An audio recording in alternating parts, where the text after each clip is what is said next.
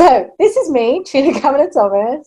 I'm a body and mindset business coach, and I am here doing the social media switch off in front of a live audience. And today we have the beautiful Sally Varley here as our guest expert. So Sally is an acupuncturist. She is absolutely amazing. She's local to me as well in the Nottinghamshire area. And she has a wealth of information, especially around harmonizing your hormones to attract the right people, because we were actually speaking about this the other day, weren't we?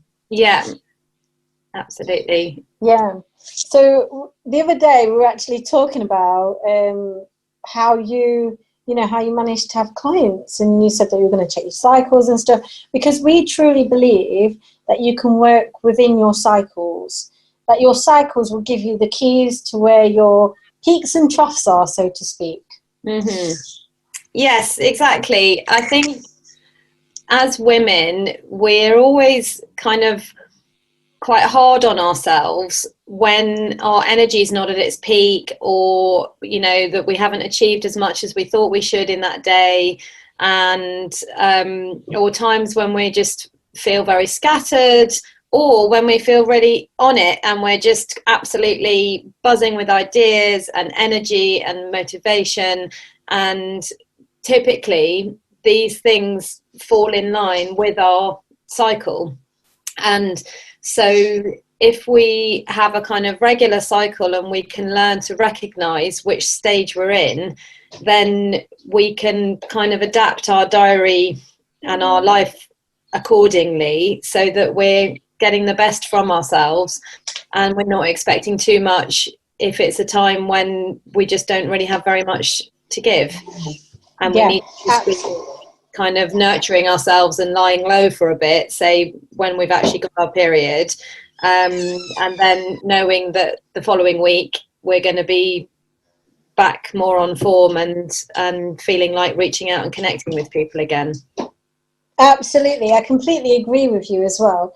It's amazing how there are certain periods within that cycle as well, as you mentioned, that lying low during your period, during that period phase, because there is so much energy that is being produced by your body as you are kind of going through all this, as you're kind of shedding.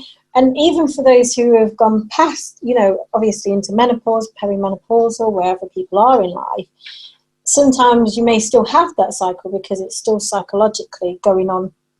Your brain is still making that body work in the same way. Yeah, exactly. And I think something that I really love about Chinese medicine is how it's such a holistic approach. So it takes into account the mind and the body, and it doesn't chop you into different sections like Western medicine does. So, when I'm doing a consultation with somebody, we will talk everything, probably much like you, all about their emotions, their sleep, their senses, their digestion, aches and pains, but it's not just like, okay, my shoulder hurts, sort it out.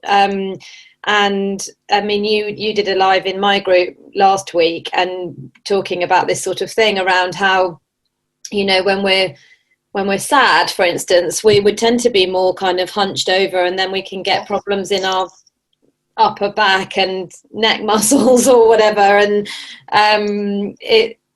it's just bringing sort of mindfulness really to how we move in the world and how we think. And Chinese medicine talks a lot about qi, which people think is a bit woo-woo, but it's actually, in the simplest terms, acupuncture and Chinese medicine is working on helping your blood to flow properly around your body, and that blood to be a great quality and to have enough oxygen in it. So your qi is like your oxygen, it's your animating force. And in our day-to-day lives, there are all sorts of things that affect our qi. And so if we haven't got very good quality of blood because we're under so much stress, we're taking in lots of toxins, we're not eating a good diet, we don't get enough sleep, we're not well hydrated, all of those things, which we all know we need to do, but it's hard sometimes to keep all the balls in the air, isn't it? So true, so true. Yeah, so that all of that affects your chi, and that's why even if you're not still having a monthly bleed because you're postmenopausal, your chi is still being affected till the day you die, and chi leaves your body.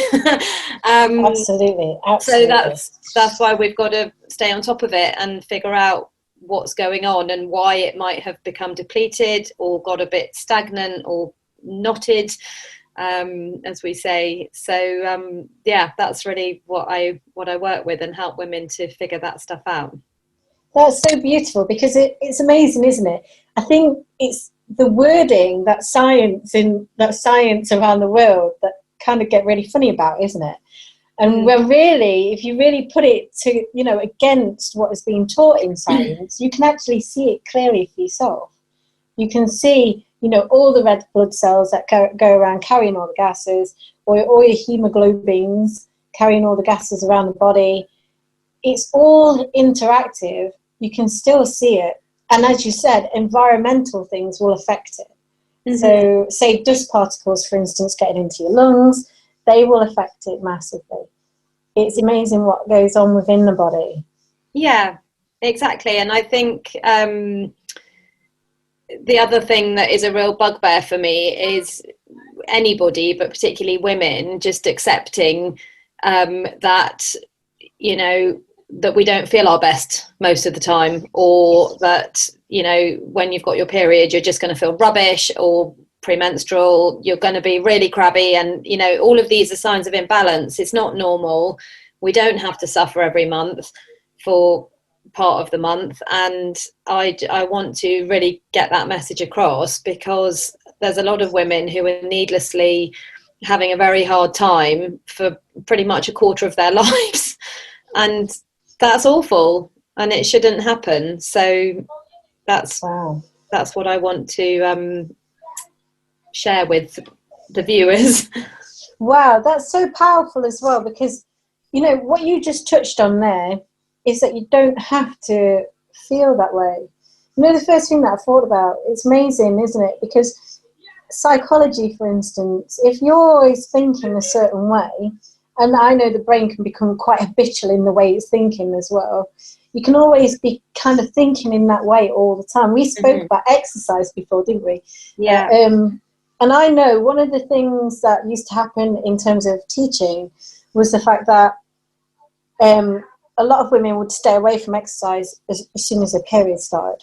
Mm-hmm. And we were actually chatting about that as well. Rather than like maybe going for a walk, you might just take away, ease the pain, and keep the cycle, your blood cycle going round, your blood circulation. Sorry, but it's just so beautiful what you're saying, because not everyone has to feel that way.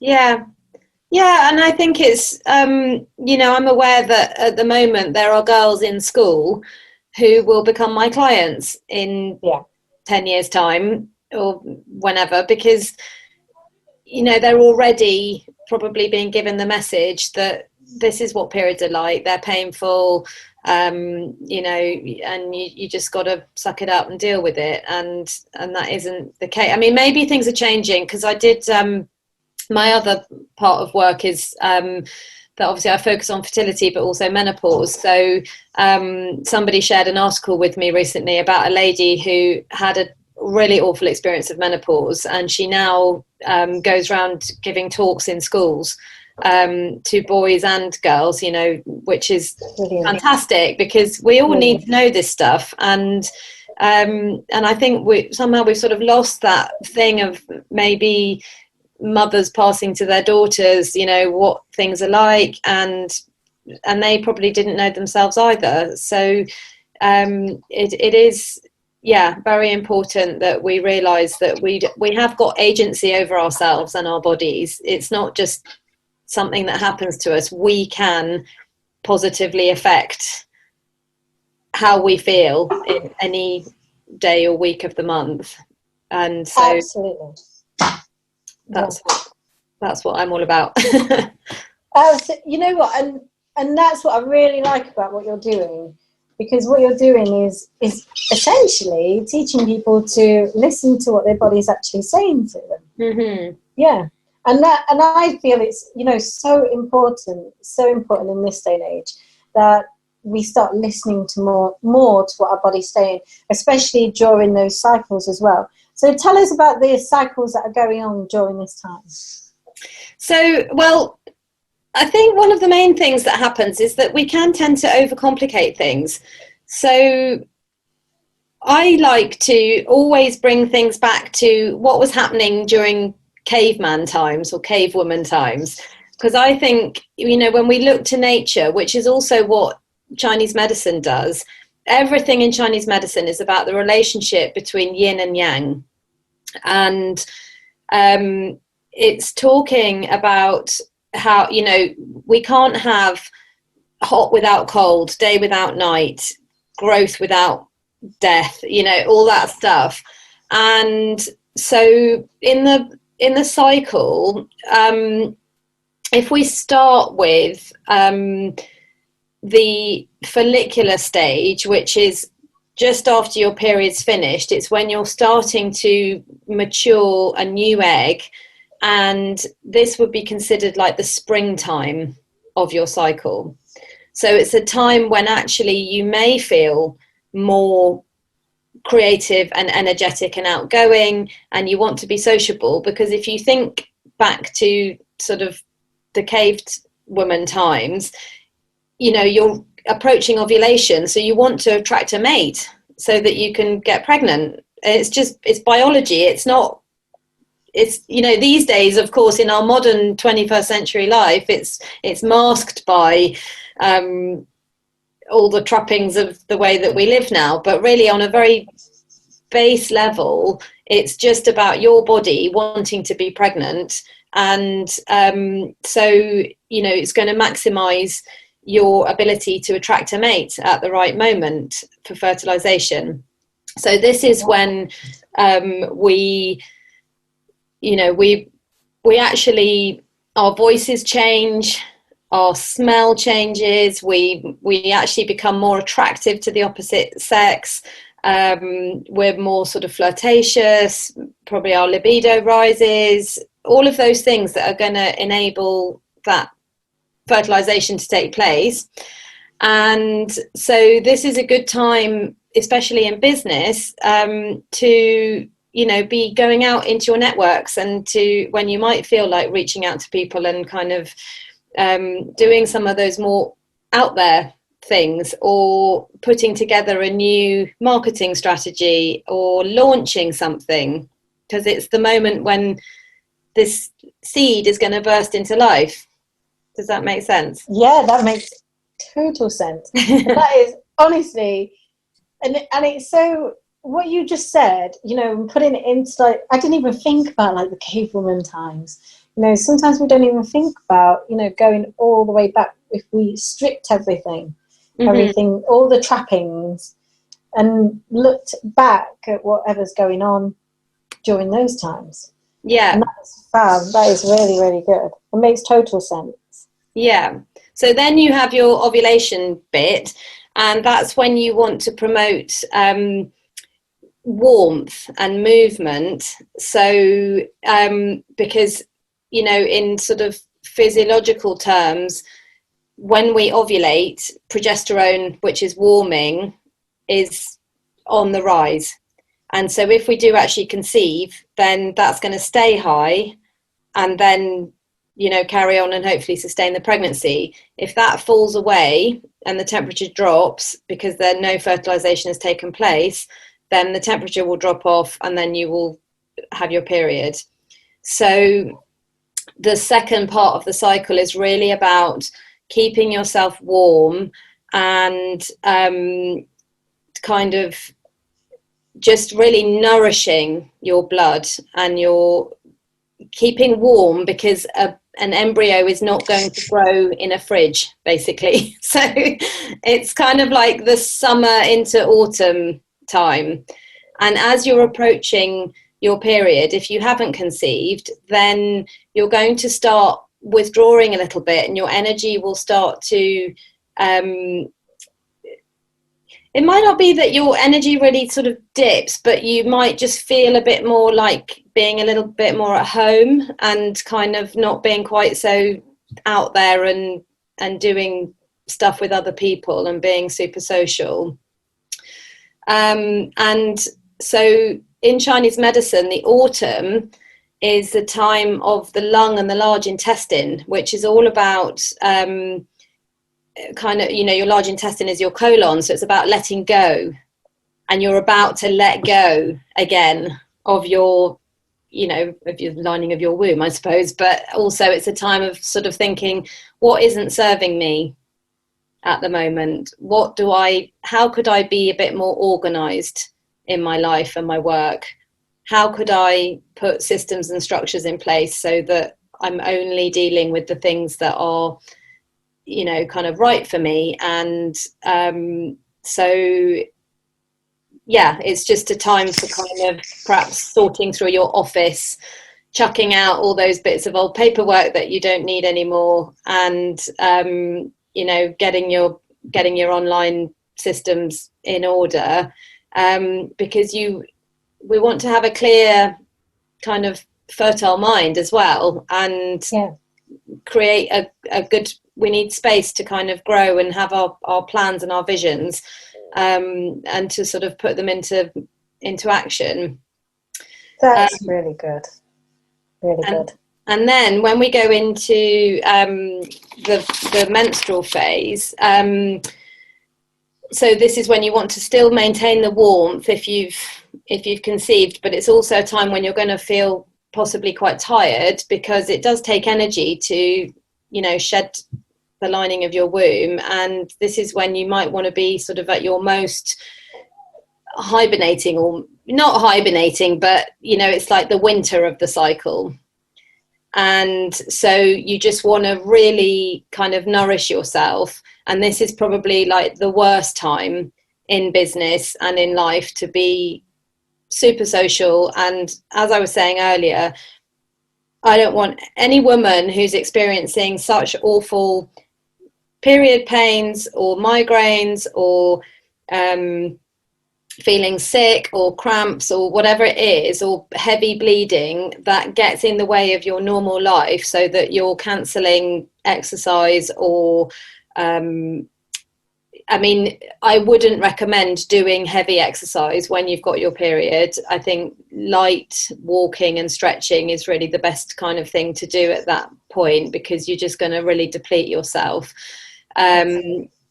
But equally, you know, if you're having to take to your bed for a day or two, that isn't normal, and your period should just come and go. It shouldn't affect your life to that degree. So although I'm saying, you know, it's a time when you might want to hibernate, what I really mean is just that it's a time when you kind of go inward a bit more, and you might be feeling a bit more reflective, and you might just be having ideas about things that you want to do. And then when you come back around again after that menstrual week, you're going to be back in the wood element phase, the springtime, when the egg's growing again. And this is a time when you put your plans and ideas into action, and you start to implement your visions and your dreams.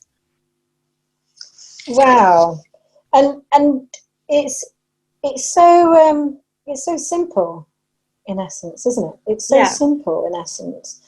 And it's so true. I can, you know, for anyone who's going to be watching this, I can say from a personal level, because I'm in that ovulation stage, and the first thing that came into my mind over last week, because I knew I was going into that stage, was I need to put some systems in now.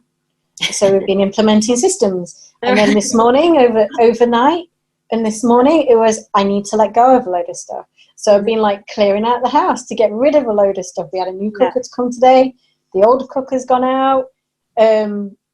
I've got getting rid of like old books, this stuff that I've borrowed off people, so I'm giving them back. And it's almost like it's taken me a long time. So I know if it's taken me a long time to get into that stage of noticing how my cycles are going, I know that there'll be other women out there who it's taken a long time for as well. Yeah, I mean, I think most of us just aren't even thinking about it most of the time. We're just struggling on, really, and I think, you know, for me, because I single parent my little boy who's 6 half of the time, and so every other weekend I've got him for the whole weekend, and if it you know, so I often have to do work in the evening after he's gone to bed, and on a weekend when I've got him for kind of like 5 days straight, that's quite hard in the way that it sort of interrupts my work life. And especially when that coincides with my period, I know that I'm going to be too tired on those evenings to, you know, sit down and try and write a blog post or a, you know, have the kind of togetherness to just kind of focus on a social media schedule or something, or even to do, you know, a sales call or something that requires more energy and more focus and more pizzazz. But I know to just kind of let myself a bit off the hook, because I know when it's coming. I've got a very regular cycle, so I can say to the day, right, that is going to be happening then, and I'm likely to be feeling pretty low energy and tired, and then it just helps me to not beat myself up if I don't achieve as much in that week, you know, and not blame it on my son, or I mean, I don't blame, you know, I love him being there, but I don't need to sort of fabricate excuses, if you like, for why something's not happening, because it is a real thing that our cycle is affecting the ebb and flow of our life, and when we work with it, we can just you know, it's just much easier. And then when you do get back into that creative, energetic phase, you're good to go, because you haven't made your chi even more depleted by giving yourself a hard time when you needed to just be resting. You've just allowed the natural process to unfold. And I think, you know, that's important to remember, because we are all quite tough on ourselves, and we do often have high expectations of what we can and should achieve in any given day or week. And so true. So I think it's quite nice, like you've just perfect example of saying, oh well, I'm just coming into this sort of autumn time and I'm sorting things out and letting things go. Great, you're in flow. You're just naturally working with your own rhythm.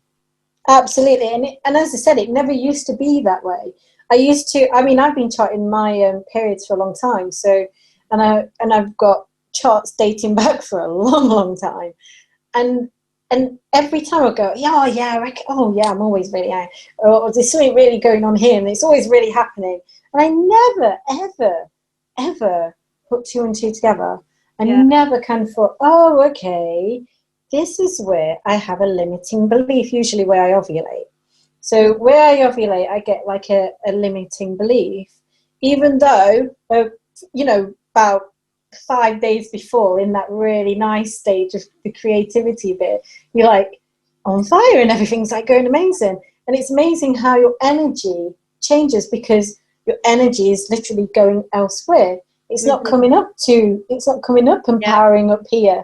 So then you get all those juicy sugar, salt cravings, because the body's needing the energy. It's needing the energy. It doesn't want you to like have a load of water leave you as well. It just wants to function in the right way. Yeah. Deborah, is this, you're nodding along, are there any parts of this that are speaking to you? Yeah. All of it. It makes so much sense, because I beat myself up over it every month when I have my period, and I am totally just kind of going, oh my God, I'm not managing to do all of the things that I've put on my list today, and all I want to do is curl up with a hot water bottle, and I feel like I've got a headache, and all of these things are coming up. But to actually plan for that and program it into kind of like my month, and sort of look at, where my ebbs and flows are. It makes so much sense. Yeah. And in fact, my teenage daughter, she's 17 now, and she actually keeps like a little journal that she sort of has done to try and sort of support her mental health. But what she also does is she charts her mood on that. So each month she can look at her ebbs and flows already, and I'm like, why am I not doing this? Yeah. It's a great idea. It is a great idea. Well, then maybe that's your takeaway from this, is to just, Yeah. in fact, it can literally just be one word. You know, you could just write every day one word. Because I think sometimes, you know, we're also in this thing where we're supposed to be meditating, we're supposed to be journaling, we're supposed to be doing gratitude lists, we're meant to be exercising half an hour, and at times you're like, how will I fit all this in? I just can't, and I need to sleep. And, you know, and if you've got any sort of physical issues going on, or emotional issues and stress, that all of that limits your ability to deal with those things and to make decisions and stuff. And I mean, I saw somebody in one of these mums groups who suggested, because of lockdown and the kids being around all the time, she said, I've made a list of all the jobs I need to do, and then separated them into things that I can do when the kids are there in the background, you know, maybe like the laundry, but also some of them work related. And this is also something that we could do in line with our cycle, is just like I was saying, you know, when you've got your period or whatever, you're just, you're not in the right headspace or energy to have the creative juices flowing and write some really amazing chapter of your book, or even just a post, you know, that entices people. And I mean, I think sometimes I don't want to put things out at that time, because I don't want to invite lots of response that then I've got to engage with when I'm just not really feeling like it. So, you know, and I think it's not always possible to be like to the letter, like I'm not doing any writing that week or whatever. But I think, like you said, when you're just thinking, oh my God, I'm not getting to the end of my to-do list. Well, maybe in that menstrual week, the to-do list needs to only have 2 things on it, not 10. Oh, that's great advice as well. It's amazing, isn't it, how the to-do list almost like turns into a to-don't list. Yeah. Because it's so full of all the stuff that you need to do. Yeah. And then other times when we are feeling very energetic and creative and productive, to really take note of those moments too, to appreciate and acknowledge what we do achieve. Because sometimes I get to the end of the day and I think, oh, I've just done nothing today. But every so often I do actually write a list, and then I am gobsmacked at all the different tasks that I have accomplished. And I think as well, for women, a lot of those things, they're the invisible stuff, aren't they? I mean, I remember my ex-husband saying to me that we didn't need a cleaner because the house looked fine. It's like, yes, okay. It didn't get anything to do with the fact I do the cleaning, like, around us. It's just, so I think, you know, we need to sort of accept the fact that doing the laundry and cleaning the bathroom and changing the sheets, those are all sort of extra things that you've got to do, and the food shop. Absolutely. And so on. And so, and maybe I know, Trina, that you're married, I don't know what your situation is, Deborah, but you know, if you have got a partner around or older children or whatever, then also perhaps getting them to help with some of the chores and, you know, take some of the burden off you at certain times when you just need a bit of TLC and a bit of downtime as well. Yeah, absolutely. Yeah. Sorry, just going to say, so it's me and my 2 girls. And actually one of those things that I did, because I was feeling the overwhelm constantly trying to do all of it, is we actually have some rotas for various jobs around the house so that they can help out. So I'm only like washing up one day in 3, which is just marvellous. And those kinds of things, just to acknowledge that it isn't all down to you. You can share those responsibilities. Yeah, definitely. Oh, wow. And I think, you know, really important for you to share some of this info with your daughters as well, so that they understand that, you know, they're going to feel differently at different times of the month, and it's not just because they're a teenager or whatever, you know, because we're always quick to sort of, like, it does come down to the hormones, but it's possible to balance them, you know, so that the period comes and goes and that life is quite smooth and enjoyable, not just, it's not supposed to be an endurance event. And I think unfortunately it is quite a lot of the time. Yeah, I think that's because of what we've been taught as well as women, is that we should be doing all, and that's the word, isn't it? Should be. You should be doing all these things. You should be the mum. You should be working. You should be like this amazing, powerful being, and you must do. Yeah. And it's amazing how it's kind of come through society, and it's filtered out so wide now. It's almost like we feel so guilty as soon as we say, okay, well, I'm just going to do this over here and just take my time with everything. And everything still starts to go well anyway. Yeah. And you just feel less, you know, you feel less of the stuff that's going on. But it's so true. It's almost like this, the word that's coming out is patriarchy. And you have to like do quite a lot of things. And it just seems, and as you mentioned, there's no balance between both. There's no balance between this beautiful masculine on one side and beautiful feminine on the other side. And this is the thing, that's the yin and the yang. Yeah. So the yin energy is all about building form and substance and kind of growth, and then yang is like the catalyst for stuff to happen. So the Chinese character for health is a picture of a pot of rice cooking over a fire. So you've got to have all the elements. You've got to have the metal pot. You've got to have the food that would be considered the earth element. You've got to have the wood of the logs and the fire, and you've got to have the water to cook the rice in.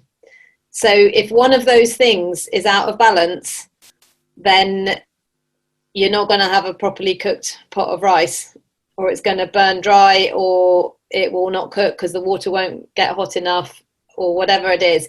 And I think that's another thing that, you know, again, if we were back in our cavewoman times, then we were there to kind of pick the berries. My dad has this great saying about how why we like having big handbags, because apparently, you know, if you, back in the cave times, then if you had a bigger leaf, you could gather more berries in it.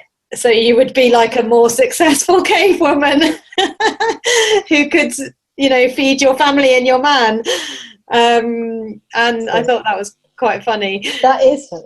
Yeah, but what was I going to say? Yeah, we had very sort of defined roles, didn't we? Because women, we speak a lot more than men do, because we have to collaborate and cooperate and work as a team, whereas men were out hunting the bison and they had to communicate with like visual and hand signals and stuff, and not speak to each other so they didn't alert the prey that they were there.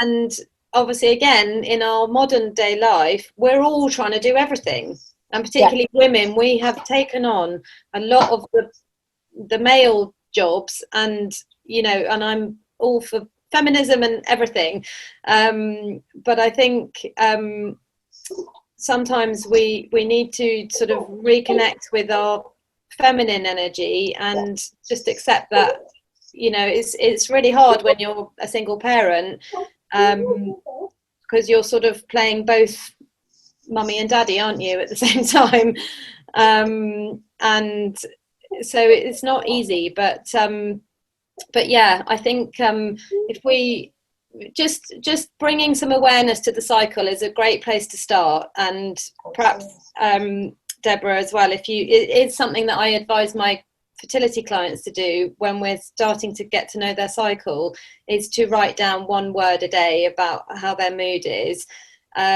because I think we can also quite easily feel like, oh, I'm so grumpy, I'm always so grumpy, or I'm so this or that, or why am I always anxious or something. But actually, you know, we forget when we feel fine, we totally forget about our pain or our sadness or our moodiness or whatever.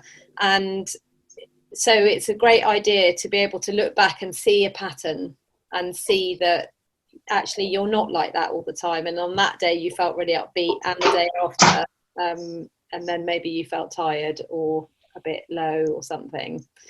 So I'd love to teach you both a couple of acupressure points, if you would like to learn, which help to build the blood and boost the kidney energy, which is all to do with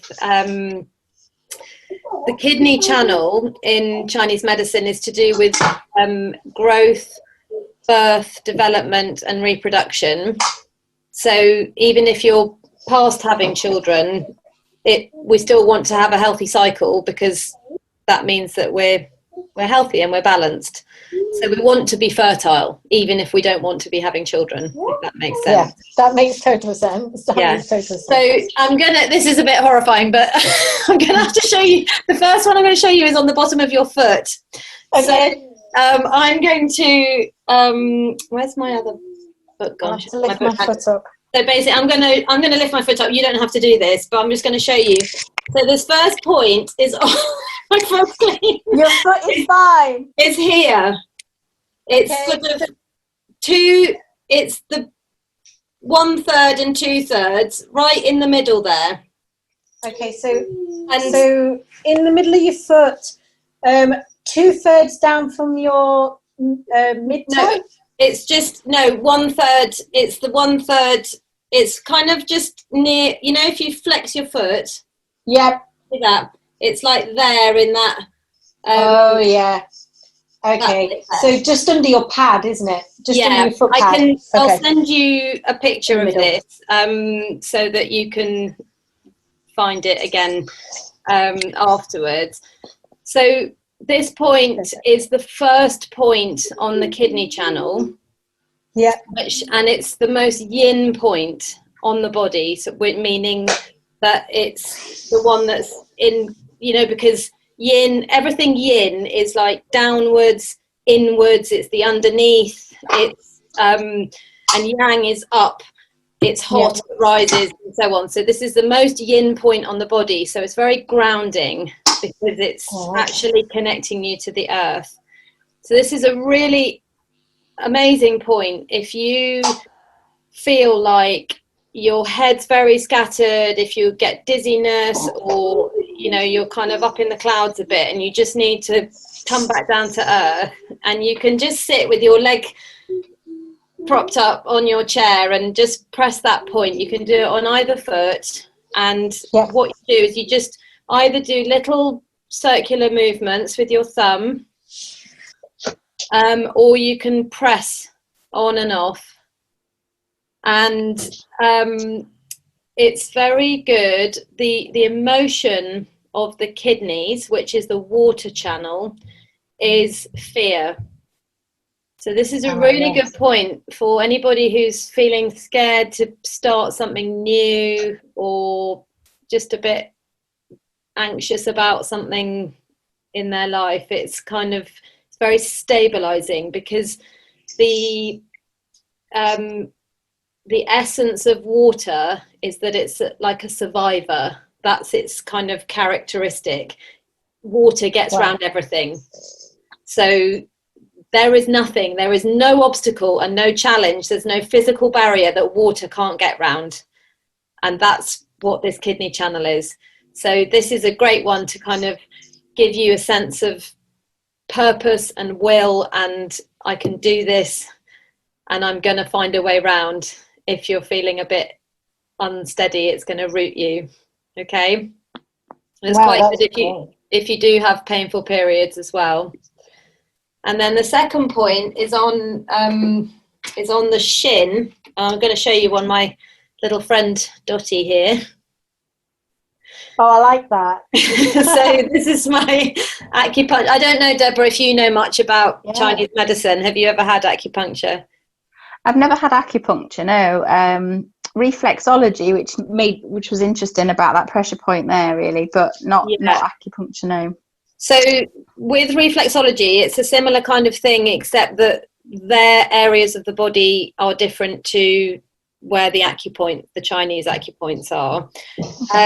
So this next point is on the stomach channel, and the stomach and spleen work together to digest, and they say that the spleen makes the blood and it stores it in the vessels.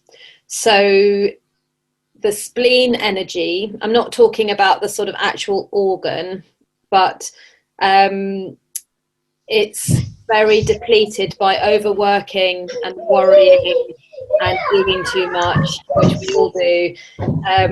You might want to go and have a look at your tongue in the mirror after this call, and if your tongue is pale and you get those tooth marks on it, that's a sign that your spleen energies, you're nodding. Most women have got it. It's really common because we're all doing too much and we don't sleep enough. And this is a sign of what we call blood deficiency. So you might be anemic, but you might not, if you had a test, it might not pick up that you're anemic, but you can still, if you have this kind of, sometimes you feel fatigued and a bit listless and, pale tongue, pale nails, sort of lacking energy, and bruise easily, things like that. That's a sign that your spleen energy is a bit low. So we want to always be promoting the healthy production of blood that's got all the right nutrients in it, and the hormones and the body's own painkillers that's going to flow around smoothly and make us feel super healthy. So this point is it's here. It's one of your hand widths. So this part of your hand below under your kneecap, you can feel a sort of dimple. Yes. Do you feel that? Yeah, I can feel it straight away. It's your hand width. You, Deborah. Underneath, do you feel it? Yeah. So it's one hand width underneath that dimple and one finger breadth to the outside of the shin bone. And this feels like it's quite strong, and you'll know probably when you've hit it. Can you feel a feeling going down your leg? Is it a bit tender?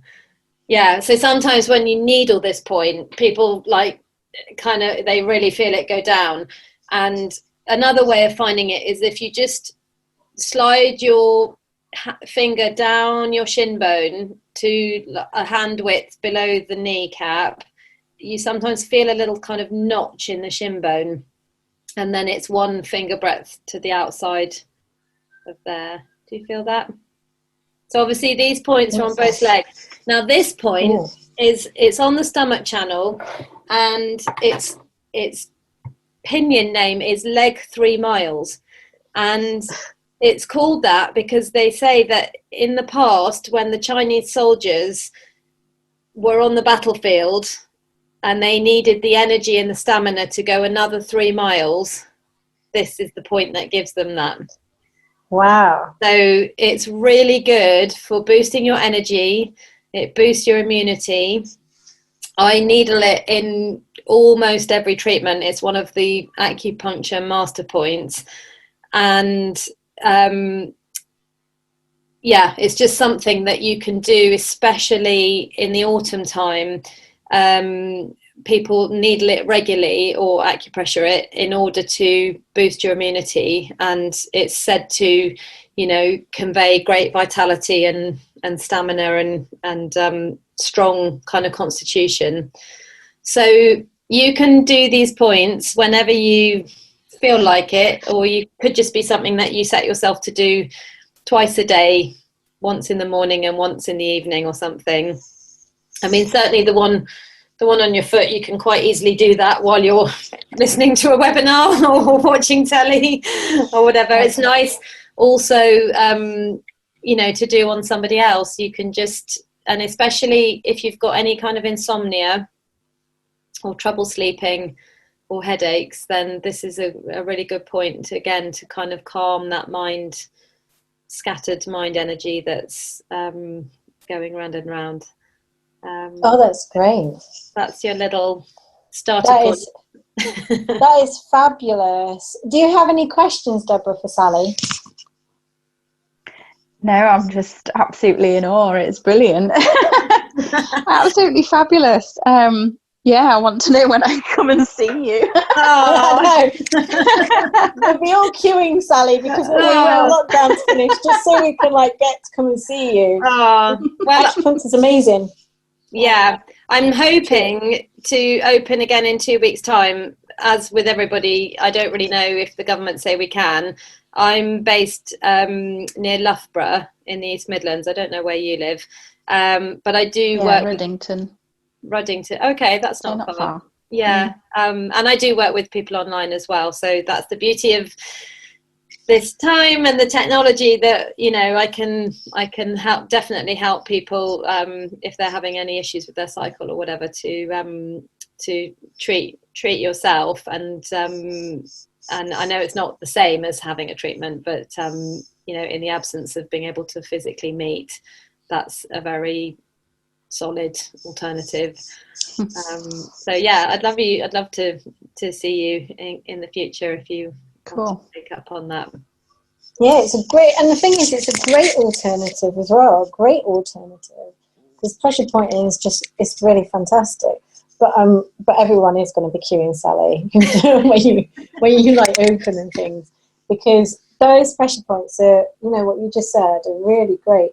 And especially in terms of at the moment, you know, finding yourself being grounded. The more grounded that you are as well, the more you'll start tuning into whatever's going on in your cycle even more. So you'll start noticing the points, you know, you'll wake up and go, okay, well, I feel like this needs doing. And it will be the right thing that needs doing. It's almost like a little urge to like kind of go through everything. And it's almost like you feel fed up with something.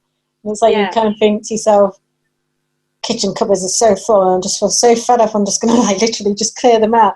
And it's almost, and if you look at your cycle as to when you feel that, you'll probably track that it will be during that, where you said during that time just after ovulation, but that bit where you're kind of like letting go of everything. Yeah. I think I'm going to run, I haven't quite figured out, because I've had my period this week, so it's my brain, I'm ticking over the idea, but I haven't quite I need to get to next week when I can, it all fall into place. But I want to basically offer something like a short, maybe a 4-day webinar series or masterclass or something to take women through this process more thoroughly, so that we can look at the different stages, and you know, people can bring their questions about, because we all, again, there's no, you know, if I've worked with a few teenage girls who've had like very long cycles or very painful periods or something, and the mum has come with them and said, you know, the doctor's just saying I need to put her on the pill and I don't want to. And, you know, I'm so relieved that they are not doing that. But this is the problem with Western medicine, is that it's just a sort of one size fits all for a particular issue. And, you know, for instance, I'm working with 2 different fertility clients at the moment. One has what we call liver chi stagnation, which means she has very painful, heavy periods and feels a lot of anger and irritability. And the other one is blood deficient, and she's got a lot of anxiety and, you know, poor quality eggs, because she hasn't got enough blood that's nourishing and helping the production of the egg. So they both could go to the doctor and say, I'm struggling to have a child, and you know, I've got period problems, but the doctor can't really delve any deeper than that. They're just going to say, well, you better go for IVF then, or you know, oh, sorry, tough, there's nothing wrong with you. That's the other thing that comes back. People might have a test and, oh, there's nothing wrong, but it's not the case. And this is what I love about Chinese medicine, because you can get so detailed and it's so bespoke and it's so individual to that person. So every case really is different, and the treatment plan's different, and you know, that's what's so interesting about it to me. Absolutely. No, the thing is, it is so interesting. It is so interesting. And even, you know, when I've had acupuncture in the past, and that was during a time where I found it really difficult to, you know, conceive. And the doctor said to me, oh, there's nothing wrong with you. However, for me, he was a really good doctor, and he was almost like, for me, I took in what he said. Whereas I know other people would not have taken in what he was saying, but I was going to acupuncture at the same time. Yeah. And I do massively think that the acupuncture and what he did, in terms of he put needles in my head, he said I was really congested in my womb area. And I came out and I felt like this, like I was almost like I couldn't drive. I felt like I was like almost like on cloud 9 type thing, and everything was so amazing and really good, and I really took in the message. And my doctor, he was really good. He did say, he goes, look, just to put your mind at rest, we'll have you both tested, just to see, you know, to see how it's going on, because I could see his thinking. When I look back now, I could actually not.